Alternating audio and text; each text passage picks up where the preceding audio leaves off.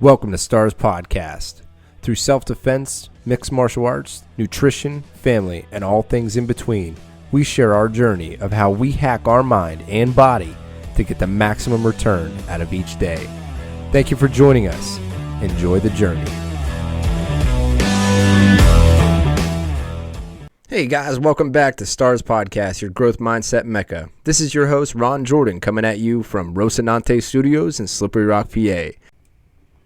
Notice this, notice that.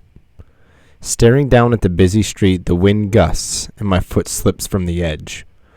I try to grab a hold of the bricks as I'm slipping, but it comes loose.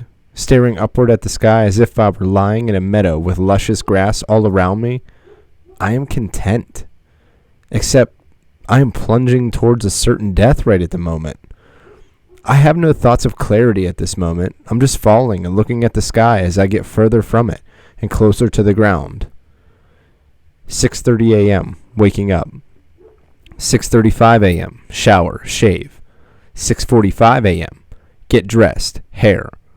7 a.m., coffee, breakfast, make lunch. 7:20 a.m., out of the door and off to school. This is the weekday morning every morning, except on Wednesdays and FID, flexible instruction day. No more snow days for these kids. If there is snow flying and the roads are unsafe, these kids are bundled up inside on their computers going to school. The days are fine usually and without incident. Today was no different. We carried out the daily routine, but the day changed abruptly when I was met at my house by a shining black SUV pulling in behind me. First off, where did they come from? And secondly, why are they in my driveway right now?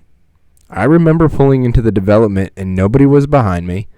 I know for sure that nobody was behind me when I turned into my driveway. Where did these guys come from? Also, it has been snowing and icing for the last several days. This car was so clean it was like it was from an ad or something.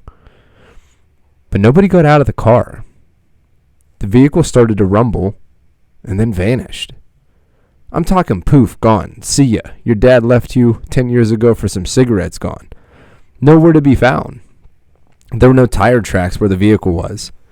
There were no signs of the vehicle ever being before my eyes. However, I had another idea to tell how this was by using a thermal imaging camera. I fired up my FLIR E95 camera and looked where I thought I saw a black SUV. There it was, the heat signature of something, but definitely not a car. It was too small to be a car. Maybe a motorcycle or something, but not a huge SUV.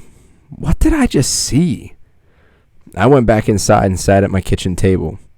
I called my wife to let her know what had just happened. She didn't pick up.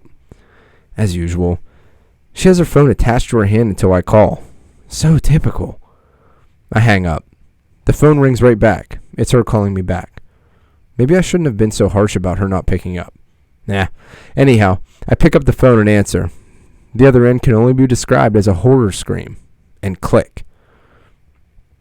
Okay, now I've got to get the police involved. But by the time I get to my front door to leave, the black SUV was back. This time, there were 3 of them. Again, nobody got out. However, the ground began to rumble, dishes started to clank, and I felt like I was going to be sick all of a sudden. I woke up on my ceiling, then slammed down on my floor again, knocking the wind out of me, which made me think of the last time that actually happened. You know, having the wind knocked out of you. I can't think of a time recently. I finally get my wits about me and pull my back against the wall. I notice that my lip is busted too, due to the blood on the ground. I make my way to my feet just to start to look out of the window, but it's so bright I can barely stand it. I felt like I was staring directly into the sun from 3-point distance. Then I hear it for the first time. Unexplainable noise that came in 3 rapid successions. Then the rumble again.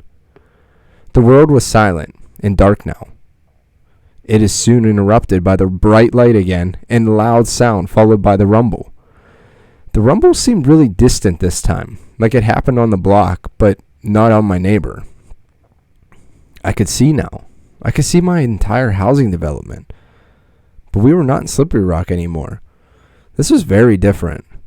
This time the vehicles out in front of my house looked more like a miniature Airstream camper. They looked industrial for sure, but this time little multicolored gecko-looking things popped out. Hundreds of them popped out in this little camper. As they got closer, they grew into giant Shrek-almost beings. Not pleasing to the eyes, but my God, there are hundreds of them in this little camper thing. And the other two vehicles didn't even open up. I'm starting to freak out now. I'm wondering where I am, what these things are, and what do these things want? They ring the doorbell. Hashtag enjoy the journey.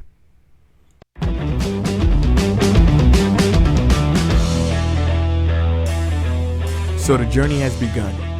If you guys listening to our content today had any kind of value or you were moved in any way, please feel free to subscribe, pass it on, let everybody know that these two guys are the truth.